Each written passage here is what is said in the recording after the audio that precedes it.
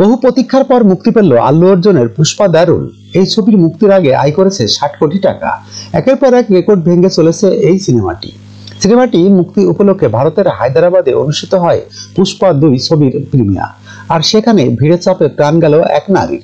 আর তার ছোট্ট ছেলেকে আশঙ্কাজনক অবস্থায় হাসপাতালে ভর্তি করা হয়েছে। একবার প্রিয় নায়ককে সামনে থেকে দেখবেন এমনটাই ছিল ইচ্ছে, কিন্তু সেই ইচ্ছে যে প্রাণ কেড়ে নেবে তা আন্দাজও করতে পারেনি হায়দ্রাবাদের সেই নারী।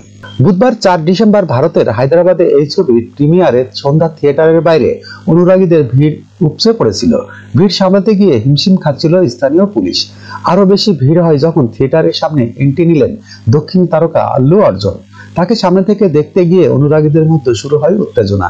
এই পরিস্থিতিতে পদপিষ্ট হয়ে মৃত্যু হয় 39 বছর এক নারীর। অনুরাগীদের ভিড় এতটাই বেড়ে গিয়েছিল যে আল্লু অর্জুনও বেশিক্ষণ থিয়েটারের বাইরে দাঁড়িয়ে থাকতে পারেনি। দ্রুতই থিয়েটার ছাড়েন তিনি। প্রসঙ্গত বিশ্বের 3000 লোকেশনে বাংলা, হিন্দি, তামিল, তেলেগু, মালায়ালাম, কান্নাডের মতো আরো 4টি ভাষায় মুক্তি পেল পুষ্পা 2 দ্য রুল, যা মুক্তির আগে 400 কোটি টাকার ব্যবসা করে ফেলেছে। যখনকার খবর তখনই দেখতে চোখ রাখুন সুন 24 টিভিতে। চ্যানেলটি সাবস্ক্রাইব করুন।